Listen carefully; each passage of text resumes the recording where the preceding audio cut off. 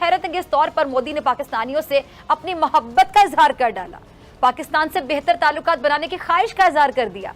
कोई एक भी नहीं निकला जो नरेंद्र मोदी साहब के मुकाबले में आज दावे से कह सकता कि मैंने सारी चीज़ें जमा करवाई और उनको ऑक्शन करवाया और पैसा जो है वो मैंने गर्ल्स एजुकेशन पर जमा कर, सारे के सारे घर ले गए पैसे, या रिश्तेदार ले गए, किसी की बीवी ले गई तो किसी का भाई ले गया, तो किसी का बेटा ले गया, तो किसी का कुछ ले गया। पारी हमारे आज तक प्राइम मिनिस्टर पे इल्जाम ही लगते जा रहे हैं कि कोई कहता है घड़ी चोर, कोई कहता है गाड़ी चोर, कोई कहता है बेडशीट चोर, और वहां पे जो सा वो एजुकेशन पे लगा रहे हैं, वो भी खवातीन की, लेडीज की है, वुमेन एजुकेशन। देखिए, जिस मोदी की हुकूमत ने पाकिस्तान को FATF ब्लैक लिस्ट की दलदल में धकेलने की हर मुमकिन कोशिश की, बल्कि साजिश की, अभिनंदन जैसी सौगात भेजकर उसने हमारी दाखिली खुद मुख्तारी को चैलेंज किया, दुनिया में पाकिस्तान की साख मुतासिर करने के लिए जाली वेबसाइट्स का जाल बिछाया। इन लोगों की, हमारे लीडरों की भी आंखें जो है चुंधिया गई थी। हीरे जवाहरात, गोल्ड, नेकलेसेस, ब्रेसलेट, डायमंड्स, अंगूठियां, नेम एनीथिंग, ये टेस्ट था इनके लिए टेम्पटेशन को काबू पाने का। मोदी साहब ने ऐसा किया है कि वो जो तोशा खाना से तोहफ़ मिले हैं, वो बड़ा मुल्क है, उससे तोहफ़ भी ज़्यादा बड़े मिले होंगे, और रिसेंटली 10 साल से वही प्राइम मिनिस्टर चला आ रहा है। तो अगर वो कोई काम अच्छा करे तो उसको अप्रिशिएट करना चाहिए। प्लीज। इंडिया में भी नरेंद्र मोदी साहब ने जो उनको तोशा खाना में गिफ्ट मिला उसे निकाल के बेचा, और उन्होंने वो सारे पैसे ऑलमोस्ट 1 बिलियन इंडियन रुपी उन्होंने यूनिवर्सिटीज को और एजुकेशनल इंस्टीट्यूशन को दे दिया।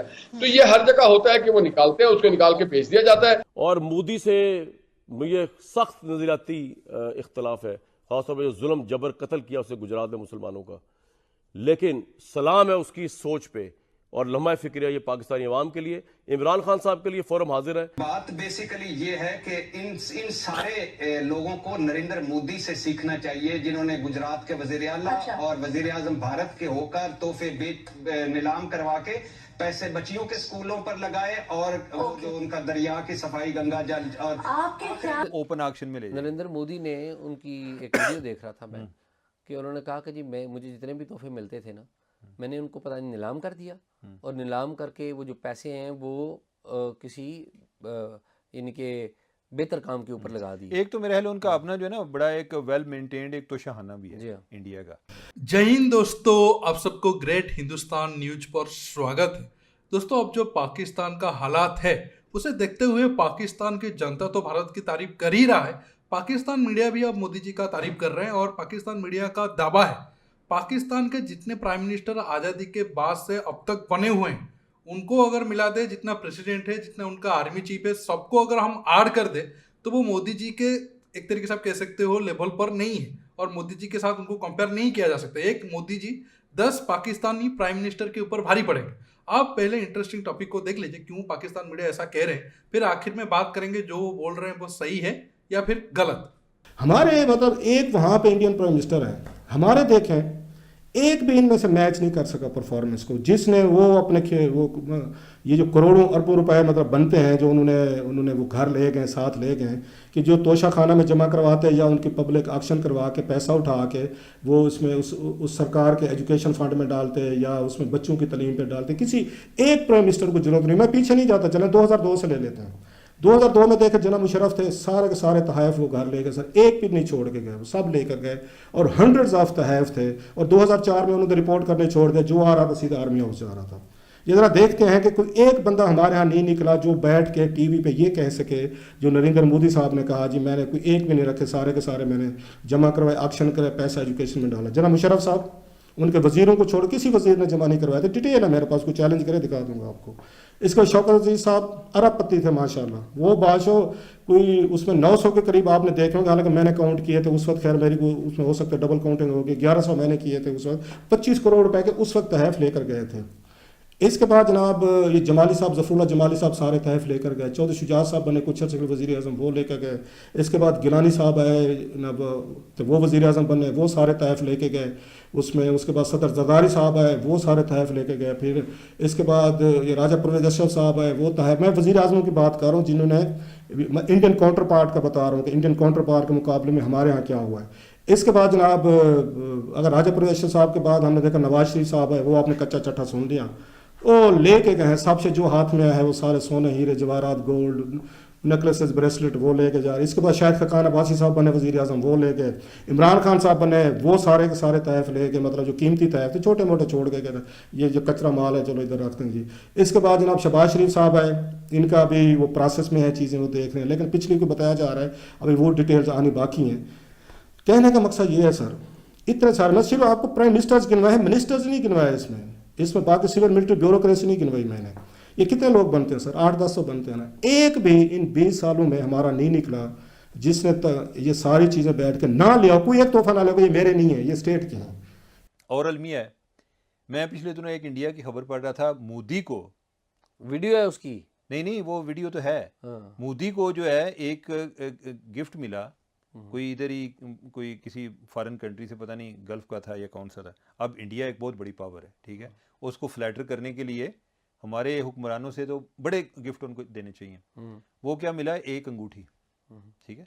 इसका मतलब है कि जो मैं अंडरस्टैंड करता हूँ कि उन्होंने एक जो ट्रेंड सेट किया, उन्होंने कहा कि यार हमें ना कोई ट्रेड हमारे साथ कर लें, हमारे साथ कोई और इस तरह का काम करें, ये गिफ्ट वगैरह नहीं चाहिए।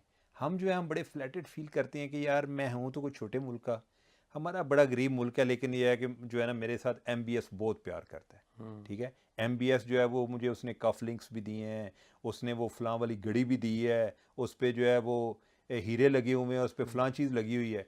पाकिस्तान को कुछ नहीं मिलता। ये इतने पे खुश हो के हमारे हुक्मरान आ जाते हैं।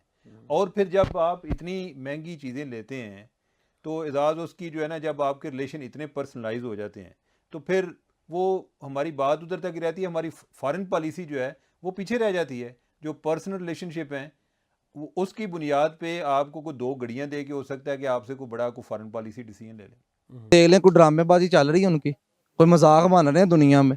इधर रोज मजाक बना हुआ जी, आज इमरान खान, कल जी नवाज शरीफ, कभी मरियम नवाज। वो प्राइम मिनिस्टर है भाई, उसने दिखाया पूरी दुनिया में देख लें कोई मजाक चल रहा है, पूरी दुनिया उसको अप्रिशिएट कर रही है। नहीं कोई चल रहा है मजाक कहीं पे। इधर आप हेड निकाल लें, न्यूज सुन रहे हैं, बाहर ड्रामे शुरू हुए हैं यहाँ पे। और ये जो इंडिया के एक प्राइम मिनिस्टर जो नरेंद्र मोदी है, अगर तोशाखाना की बात करें तो उनको नहीं कम्पीट कर सकते, क्योंकि वो अपने जो गिफ्ट हैं वो एजुकेशन पे लगा रहे हैं, वहाँ पे लोगों की हेल्थ पे लगा रहे हैं, और हम जो उनसे हैं वो अपने घर लेके जा रहे हैं। क्या कहना चाहेंगे? भाईजान पहली बात तो ये वो बिल्कुल सही है, बड़ी अच्छी बात की है इंडिया के बारे में। लीडर है ना, पता चल रहा है भाईजान, दुनिया कह रही है, मैं कह रहा हूँ भाईजान, दुनिया छोड़े, ड्रामेबाजी सारी, चोर सारे।